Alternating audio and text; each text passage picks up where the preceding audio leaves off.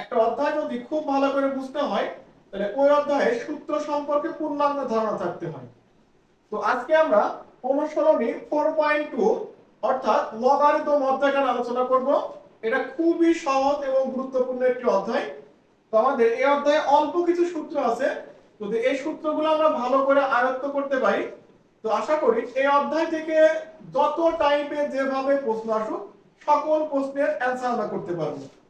তো আসো ফার্স্টে আগে আমরা সূত্রগুলো একটু বুঝি। তো আমাদের প্রথমে আগে বুঝতে হবে বেস কি আর পাওয়ার কি। তুমি মনে রাখবা একটা লগের তুমি নিচের দিকে যে মানটা লিখবা তাকে আমরা বলবো বেস। তাকে কি বলবো আমরা? বেস বলবো। আর বেজের উপরে যে মানটা বসাবা তাকে বলবো আমরা পাওয়ার। ফর এক্সাম্পল যদি লগ 10 টু দি পাওয়ার 5 লিখি তো এই যে লগ দেখছো না, লগের নিচের সাইডে যে মানটা লিখবো তাকে বলবো বেস, আর বেজের উপরে যে মানটা লিখবো তাকে বলবো কি পাওয়ার। এটা একদম সাদামাটা হিসাব। তো এবার আসো আমরা প্রথম সূত্রটা দেখি। সূত্রে বলা আছে log a to the power m n, অর্থাৎ একটি বেস এবং দুইটা পাওয়ার আছে। যদি একের অধিক পাওয়ার গুণ আকারে থাকে তাহলে তাদেরকে আমরা যোগ দিয়ে লিখতে পারি, অর্থাৎ log a to the power m log a to the power m plus log a to the power n। একটু উদাহরণ দিই, যদি log 5 টু দি পাওয়ার 3 গুণন 2 আছে, দেখো তো আমাদের এখানে একটি বেস আর একের অধিক পাওয়ার আছে, মাঝখানে গুণ চিহ্ন, তো আমরা লিখতে পারি log 5 টু দি পাওয়ার 3, এ গুণ থাকলে যোগ বসাবো সূচকের নিয়ম অনুসারে। তো দেন আবারও log 5 লিখবা, এরপরে পরবর্তী পাওয়ারটা বসিয়ে দিবা। এভাবে যদি একাধিক পাওয়ারও থাকে তো আমরা একাধিক পাওয়ারকে যোগ দিয়ে দিয়ে লিখতে থাকবো। তাহলে ফাইনালি আমাদের প্রথম সূত্রটা কি হলো বলো তো? log a to the power mn সমান log a to the power m plus log a to the power n। তো এবার আসো আমাদের দ্বিতীয় সূত্র। দ্বিতীয় সূত্র বলছে log a to the power m ভাগ n। আমরা দেখলাম যদি গুণ থাকলে যোগ হয় তাহলে বলো তো ভাগ থাকলে কি হবে? ডেফিনেটলি বিয়োগ হওয়া দরকার। তো আমরা লিখবো log a to the power m, এই ভাগের জন্য বিয়োগ log a to the power n। এই দেখো log a to the power m minus log a to the power n। একটু উদাহরণ দেখো, যদি log 10 টু দি পাওয়ার 3/4 লিখি তবে এটা সমাধান কি হবে? আমরা বলবো log 10 টু দি পাওয়ার, প্রথমে log এর পাওয়ারটা বসাবা 3, এই ভাগের জন্য একটি মাইনাস log 10 টু দি পাওয়ার হরের পাওয়ারটা বসাবো অর্থাৎ 4। খুব সহজেই এগুলো মনে রাখা যায়। তো আমরা দ্বিতীয় সূত্র কি দেখলাম? log a to the power m divided by n সমান log a to the power m minus log a to the power n। তো এবার আসো আমাদের 3 নাম্বার সূত্র। 3 নম্বরে বলা ছিল log a to the power m two the power r, অর্থাৎ যদি বেস এবং একাধিক পাওয়ার থাকে তাহলে আমরা সর্বোচ্চ যে পাওয়ারটা থাকবে সবার উপরে সেই পাওয়ারটাকে আমরা এই পিছন সাইডে মুভ করাইতে পারি, অর্থাৎ r log a to the power m, r log a to the power m। এটা খুব একটা গুরুত্বপূর্ণ সূত্র, আমাদের ম্যাথ সলভ করার সময় বারবার এই সূত্রটা কাজে লাগবে। তো দেখো আমি সূত্রটা আবার লিখতেছি, যদি log a to the power m two the power r হয়, একটা বেস এবং একের অধিক পাওয়ার, তো সবার উপরে যে পাওয়ারটা থাকবে সেই পাওয়ারটা আমরা সামনে মুভ করাতে পারি, অর্থাৎ r log a to the power কত হবে m। একটু উদাহরণ দেখো আরো বুঝতে পারবা, যদি log 5 to the power 4 to the power 3 হয়, দেখো তো এখানে 5 টা বেস, 4 পাওয়ার, 3 ও কি পাওয়ার, তো এই 3 টা আমরা এই দিকে মুভ করাবো, প্রথমে লিখে নেব। তো 3, এবার অবশিষ্ট 5 আর 4 লিখে দাও, 5 টু দি পাওয়ার 4। আশা করি বুঝতে পেরেছো। একই ভাবে যেহেতু এই আগের পাওয়ারটা আমরা প্রথমে লিখতে পারি, অর্থাৎ যদি আমাদের log এর আগে কোনো মান থাকে সেই মানটাকে আমরা কিন্তু পাওয়ারেও কনভার্ট করতে পারবো। আমি একটু বোঝাই বলি, যদি লিখি 4 log 5 টু দি পাওয়ার 6, তো এটার সমাধান কি হবে? দেখো log এর আগে কোনো মান থাকলে সেটাকে আমরা আবার পাওয়ারেও লিখতে পারি, অর্থাৎ log 5 to the power 6 to the power কত 4। একই কথা আমরা এই পাওয়ারটাকে এখানে পিছনে মুভ করাতে পারি বা এটা আমরা সামনের দিকে লিখতে পারি। তো এটা ছিল আমাদের 3 নম্বর সূত্র। তো আমাদের 4 নম্বর সূত্রে বলা আছে log a to the power a, অর্থাৎ বেজ এবং পাওয়ারের মান যদি মিলে যায় তার রেজাল্ট কত হবে 1। উদাহরণস্বরূপ log 10 টু দি পাওয়ার 10 কত হবে বলো তো 1। এই দেখো বেজ আর পাওয়ার সেম হলে आंसर কত হবে 1। তুমি যদি বেজ এবং পাওয়ারের মান এক পেয়ে যাও টুকুস করে কত বসিয়ে দিবা 1। তো বেজ বিভিন্ন কিছুই হতে পারে 2√5 2√5 যাই হোক না কেন বেজ পাওয়ার মিলে গেলেই টুকুস করে কি বসিয়ে দিবা 1 বসিয়ে দিবা। আশা করি বুঝতে পেরেছো। তাহলে বেজ আর পাওয়ার মিলে গেলে তার রেজাল্ট কত হবে বলো তো 1। এখানে তোমাকে এমসিকিউ এর জন্য এটা মনে রাখতে হবে log 1 এর মান কত 0। আমি আবার রিপিট করছি log 1 এর মান কত হবে 0 হবে। এটা তুমি ক্যালকুলেটর প্রেস করলে চলে আসবে, ক্যালকুলেটরে লিখবা log 1 সমান প্রেস করলে উত্তর আসবে কত 0। তো এবার আসো আমরা এই সূত্রগুলোর সাহায্যে 4.2 এর অনুসরণের ম্যাথগুলো সমাধান করি। তো আমরা প্রথম অঙ্ক থেকে শুরু করব। আমাদের প্রথম অঙ্কটি দেওয়া ছিল log 3 টু দি পাওয়ার 81 এর মান কত। তাহলে এই প্রশ্নটা কিভাবে সমাধান করবা, তোমার সমাধানের ক্ষেত্রে মনে রাখতে হবে আমাদের বেজের মান যা থাকবে আমরা পাওয়ারটা ঠিক সেই সংখ্যায় নিব। আমি কি বললাম বেজে যা থাকবে পাওয়ারটা আমরা কি করব ঠিক একই সংখ্যা নেব। এইখানে দেখো তো আমাদের বেজের মান কত 3, তো আমরা 3 বসিয়ে দিলাম। যেহেতু বেজ 3 নিয়েছি তো পাওয়ার আমরা কত বসিয়ে দেব 3 বসিয়ে দেব। এখানে তো 3 তুমি বসায় দিলা বেজের সাথে মিল করে, বাট প্রশ্নে দেওয়া ছিল কত 81। তাহলে এখন তোমার কাজ হবে এই 3 এর উপরে কত বসাইলে তার মানটা 81 হবে এটা তোমার বের করতে হবে। তো আমরা সবাই জানি 3 এর উপরে 1 দিলে 3, 2 দিলে 9, যদি আমরা 3 বসাই 27 আর 4 বসাইলে কত হবে 81। আমরা সবাই জানি তো 3 টু দি পাওয়ার 4 সমান কত হয় বলো তো 81। তাহলে আমরা এই 3 এখানে রাখলাম আর 3 টু দি পাওয়ার 4 অর্থাৎ কত 81। তো আমরা 3 নাম্বার সূত্রে শিখছিলাম বেস পাওয়ার এক্সট্রা পাওয়ারটা আমরা প্রথমে লিখতে পারি। তো এই 4টা যদি আমরা সামনে মুভ করি তাহলে 4 log 3 টু দি পাওয়ার 3, এখানে 4টা রাখো। আবার দেখো যদি বেজ আর পাওয়ার মিলে যায় आंसर কত হবে 1।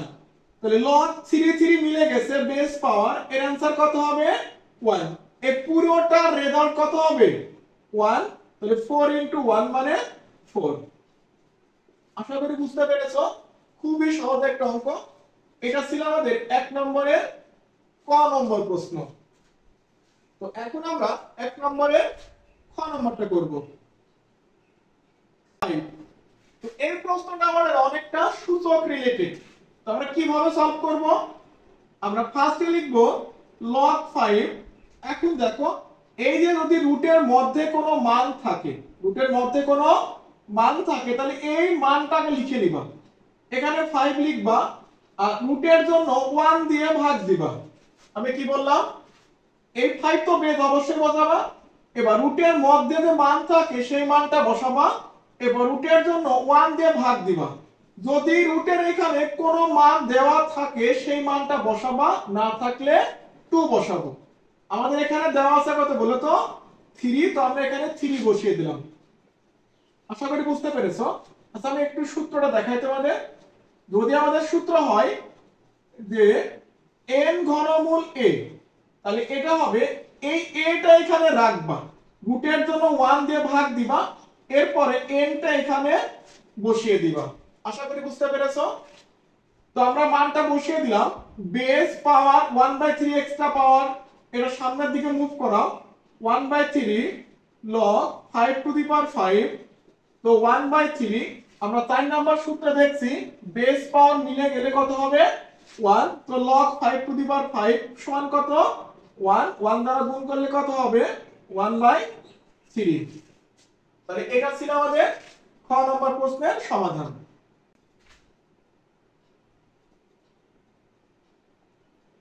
আমাদের গ নম্বর প্রশ্নে বলা আছে log 4⁻²।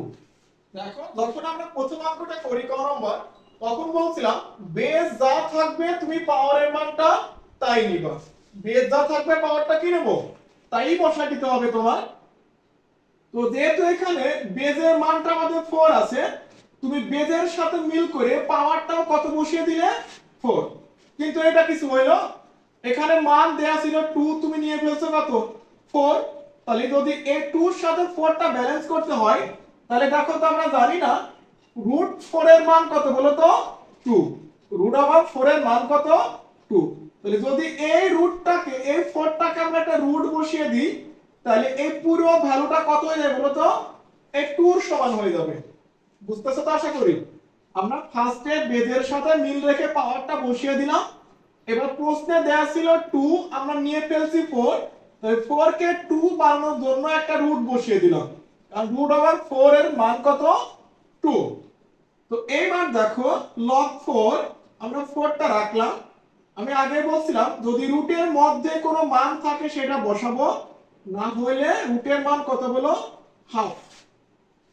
এই 4টা বসিয়ে দিলাম, এই 4 বসালাম, আর রুটের মান কত হাফ। হাফটা সামনে মুভ করালাম, log 4⁴।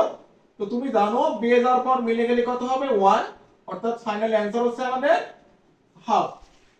তো এটা ছিল আমাদের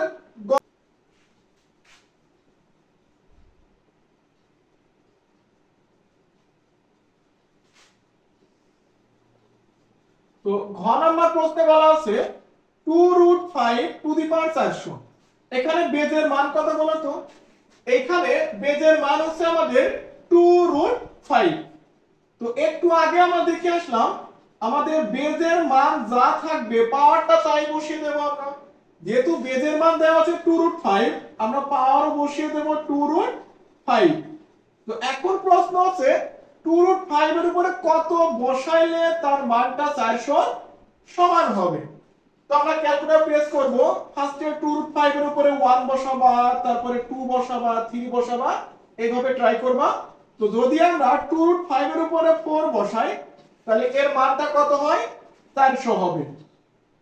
তো এই 4টা আমরা ফার্স্টে লিখে দিলাম। তো log 2√5 তো 4 ইনটু বেজ আর পাওয়ার মিলে গেলে কত হবে অ্যানসার সমান সমান 4। তো এখানে দেখো যাদের কনফিউশন আছে যে 400 কে আমরা 2√5 হয়ে গেল, দেখো আমি এটা ভেঙে দেখাচ্ছি। আমরা এই 400 এই সংখ্যাটাকে লিখতে পারি 20 এর স্কয়ার। 20 এর স্কয়ার করলে কত হয় বলো তো 400 হয়। আর এই 20 কে লিখতে পারি 2√5 তার স্কয়ার। এই 20 মানে কত বলো 2√5 তার স্কয়ার। কিভাবে, এই দেখো এটা যদি গুণ করো 2 দুগুণে 4, আর √5 দুইবার গুণ করলে 5, তাহলে 4 পাশে কত হবে 20। তো আমরা 20 এর মানে কত 2√5 তার উপরে স্কয়ার। আর আমাদের আগে থেকে একটা স্কয়ার দেওয়া ছিল, তো 2√5 এখানে 2 দুগুণে কত হবে 4। তো দেখতে পাচ্ছো 400 এর মান কত বলো 2√5⁴। তুমি এটা একবারে এখানে ক্যালকুলেটরে প্রেস করলেও বের হয়ে যাবে।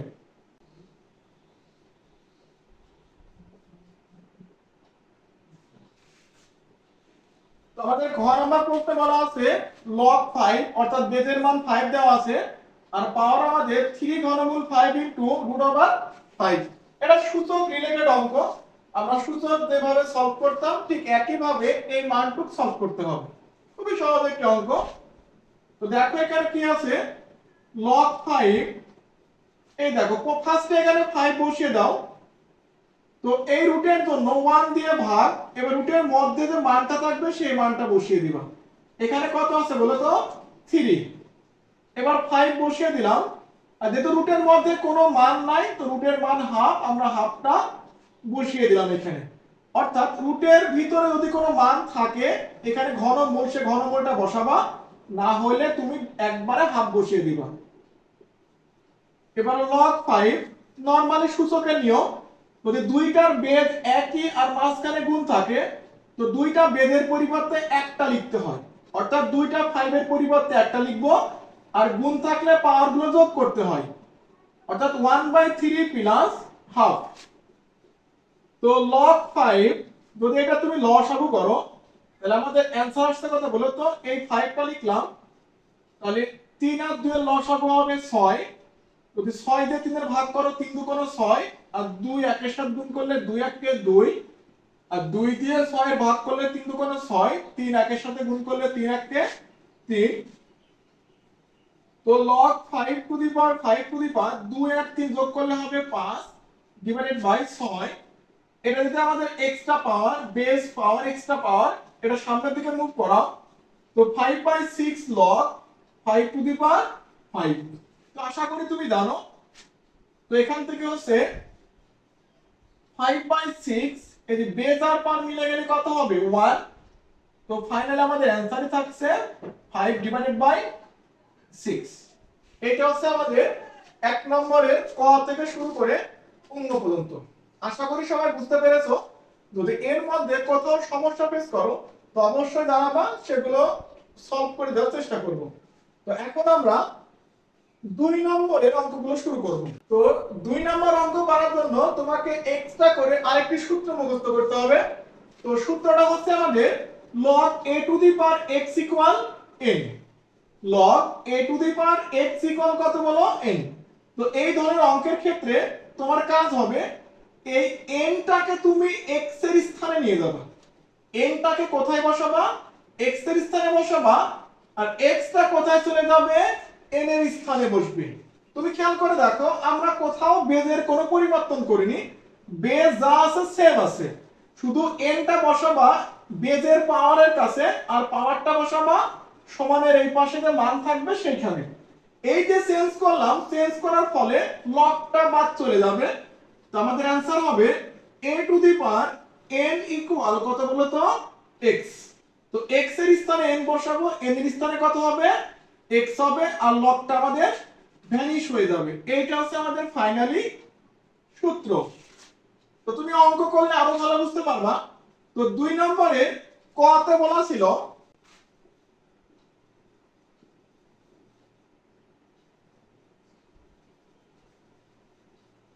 দুই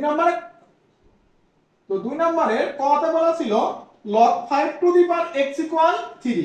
দেখো তুমি যদি এই অঙ্কটা এই সূত্রের সাথে একটু মিল করো, দেখো তো log a to the power x equal কত? n না? সেম অঙ্ক। তো তুমি 3 বসাবা x এর স্থানে, আর x বসাবা 3 এর স্থানে, 5 যেখানে আছে সেখানে থাকবে।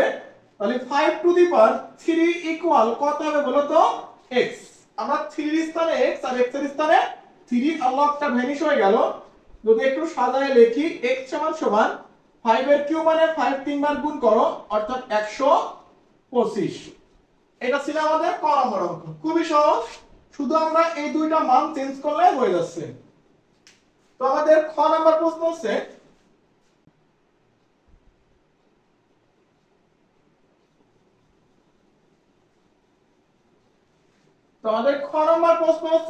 log x to the power 25 equal to. যদি এই প্রশ্নটা আগের সূত্রের আলোকে সলভ করো, তো x থাকবে, আমরা 25 এর স্থানে বসাবো 2, আর 2 এর স্থানে বসাবো 25। তো সুতরাং x স্কয়ার ইকুয়াল 25 মানে কত বলো তো? 5 স্কয়ার। যদি স্কয়ার স্কয়ার বাদ দাও, x ইকুয়াল কত হবে? 5। এটা হচ্ছে আমাদের 6 নম্বরের সমাধান। খুবই সহজ অঙ্ক, আমরা শুধু দুইটা পাওয়ারটা চেঞ্জ করে মানটা লিখে দিয়েছি। তো এবার আসো গ নম্বর।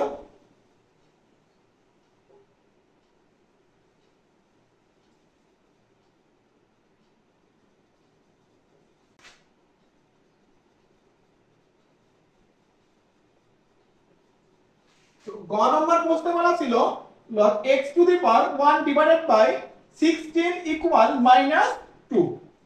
তো তুমি অঙ্কটা দেখে ভাবতেছো হয়তো আগের সূত্রের আলোকে হবে না, না এটা একদমই ভুল ধারণা। আমরা আগের সূত্রের আলোকেই তোমার লিখতে হবে, অর্থাৎ এইটাকে আগেরটার সাথে কম্পেয়ার করবা, এই দুটো চেঞ্জ করব আমরা। তো x to the power -2 equal, আর -2 এর স্থানে কত লিখবো? 1 ডিভাইডেড বাই 16। তো আমরা জানি এই মাইনাস মানে 1 দিয়ে ভাগ বেজের উপরে পাওয়ার অর্থাৎ x স্কয়ার। তোমাকে একটু সূত্রটা মনে করিয়ে দিই। আমাদের সূত্র ছিল a to the power minus n, অর্থাৎ এই মাইনাস মানে আমরা বলতাম 1 দিয়ে ভাগ দিবা আর বেজের উপরে পাওয়ারটা বসিয়ে দিবা। তো সেম ভাবে এই মাইনাস মানে 1 দিয়ে ভাগ বেজের উপরে পাওয়ার অর্থাৎ x স্কয়ার।